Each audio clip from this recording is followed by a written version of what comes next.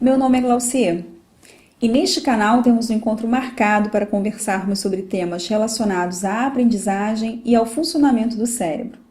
Assuntos de interesse de pais, professores e profissionais das áreas de educação e saúde.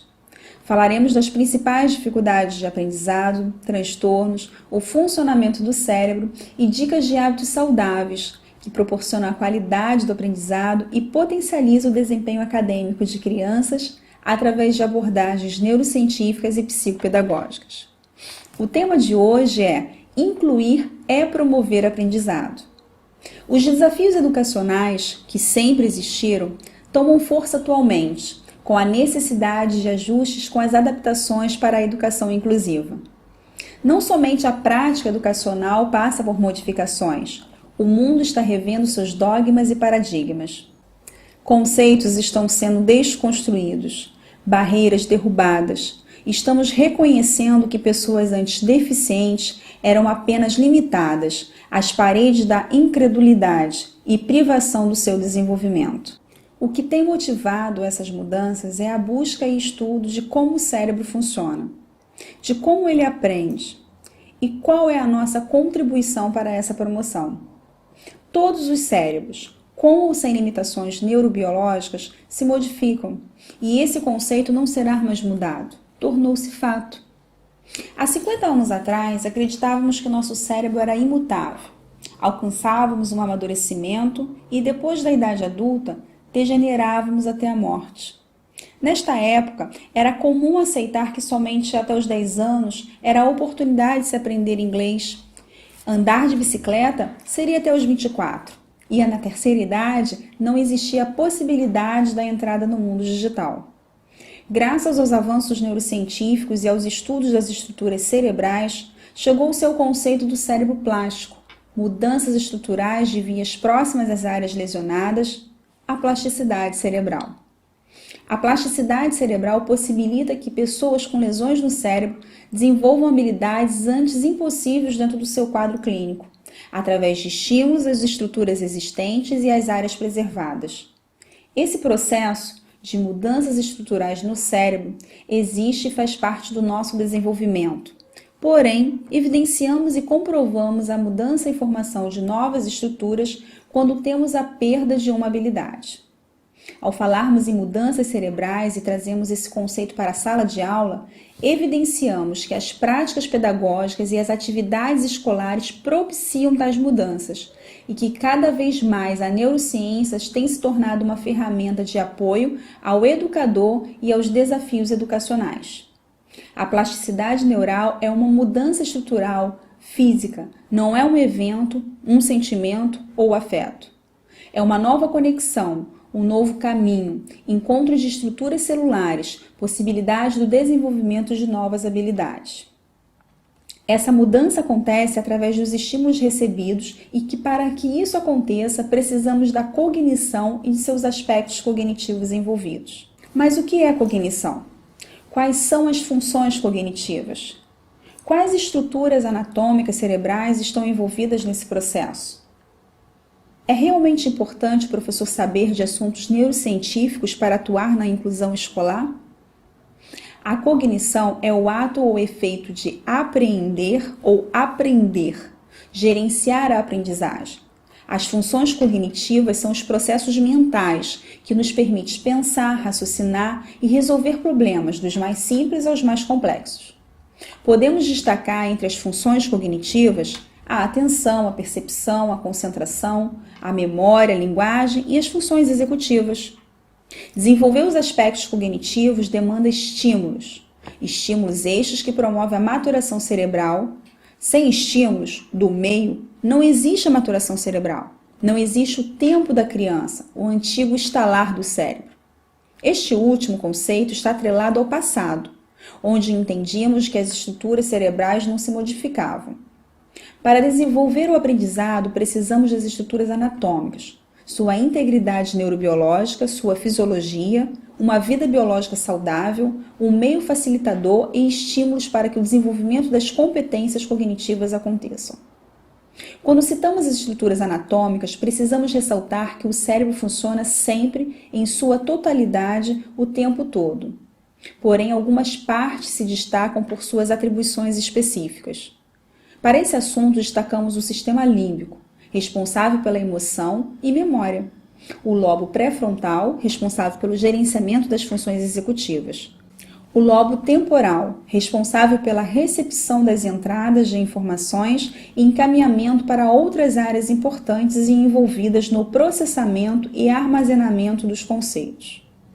O professor, quando aplica suas atividades para promover a aprendizagem do conteúdo programático, tem ali a oportunidade de promover, estimular e acessar todas essas áreas com qualidade e eficiência.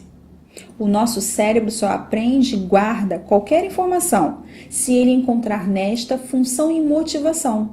O nosso cérebro só aprende e guarda qualquer informação se ele encontrar nesta função e motivação. Para tal, temos duas áreas envolvidas, o sistema límbico e o lobo pré-frontal. O cérebro precisa se emocionar para aprender. Quando uma informação é apresentada para uma criança, o cérebro tenta identificar se aquilo desperta nele a vontade de guardar. Neste momento, o lobo temporal recebe a informação e organiza as percepções auditivas. As informações que tiveram a entrada pela visão serão encaminhadas para o lobo occipital, responsável pelas percepções visuais. As duas áreas apresentadas se ligam às áreas motoras do lobo pré-frontal, responsável pelas funções executivas no córtex cerebral, sede da cognição e inteligência. Todas juntas serão moduladas pelo afeto, no sistema límbico.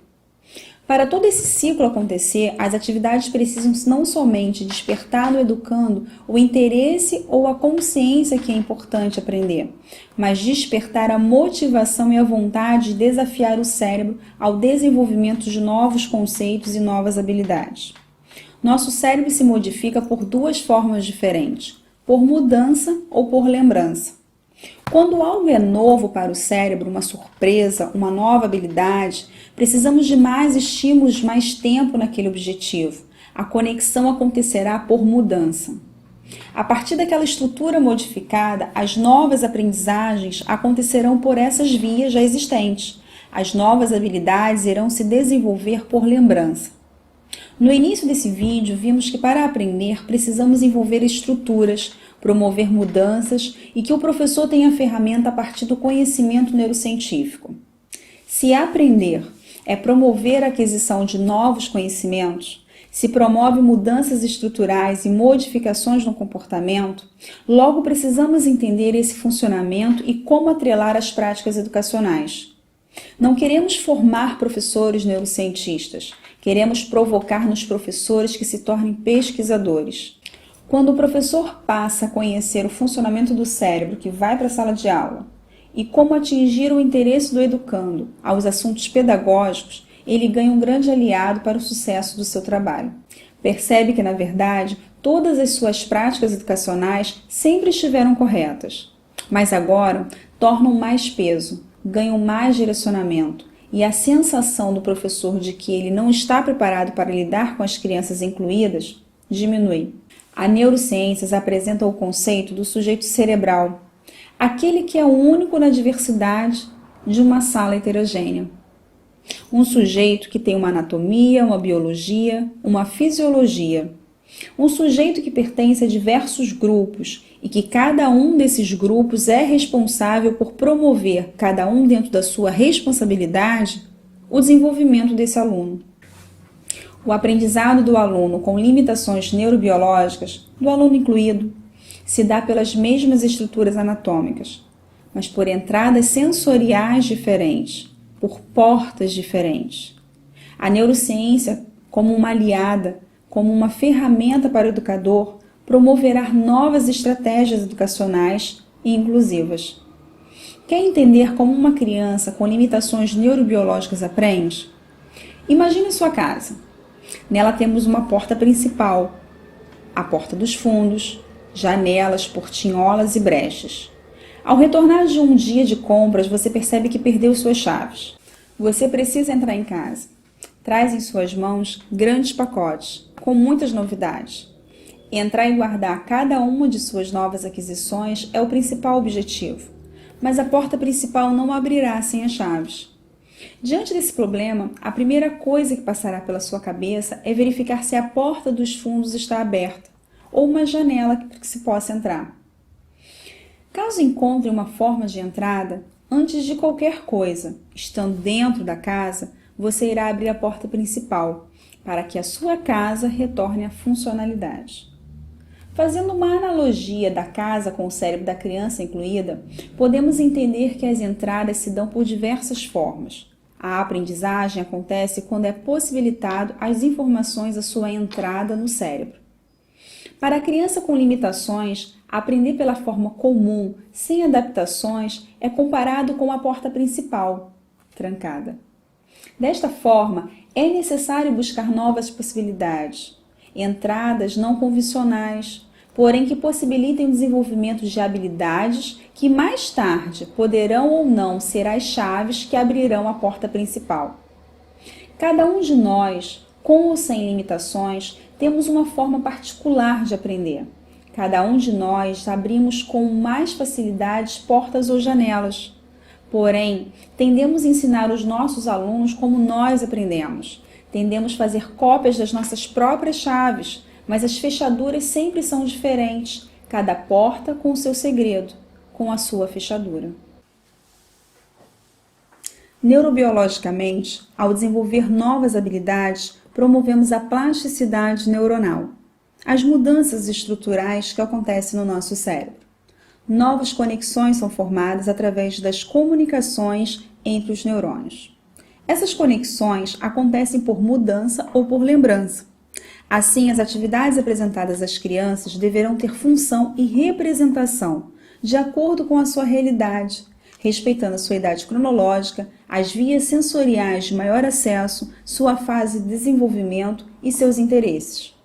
A aplicabilidade das práticas neurocientíficas na sala de aula propiciará mais qualidade e sucesso acadêmico aos alunos, para todos, com ou sem limitações neurobiológicas. Todo o cérebro aprende, todo o cérebro se modifica. Que comecemos a mudar o nosso cérebro, inserindo um novo conceito, o conceito da possibilidade de uma educação inclusiva. E agora chegou aquela hora que deixamos dicas dentro do nosso assunto abordado. Como sempre, pedimos que você aplique e deixe seus comentários para que possamos acompanhar a eficácia do nosso programa e o seu grau de satisfação. Para o assunto de hoje, as dicas dependem das dicas dos assuntos anteriores, como, por exemplo, a função e o grau de importância da atividade para o aprendizado. Mas hoje, a dica do segredo da aprendizagem também vai inserir nesta mesma estratégia a utilização da motivação. Sim, motivação. Envolver o sistema límbico, sede das emoções, aliado ao pré-frontal, sede da cognição, trará um resultado muito eficiente. A dica 1. As atividades adaptadas devem ser elaboradas sempre partindo das habilidades já desenvolvidas pela criança, fazendo um link, promovendo o aprendizado por lembrança. Dica 2. Ao preparar uma atividade pedagógica, associe a um fato que tenha ocorrido com a criança. Perceba que ela vai gravar com mais facilidade. E assim terminamos mais um vídeo da série Segredos da Aprendizagem. Espero que você tenha gostado. Coloque as dicas em prática e depois faça seus comentários. Aqui, 2 resultados. E se você quer receber mais vídeos de nossa série, preciso que você assine nosso canal aqui acima e se cadastre neste link abaixo. Te vejo em mais um vídeo da série Segredos da Aprendizagem.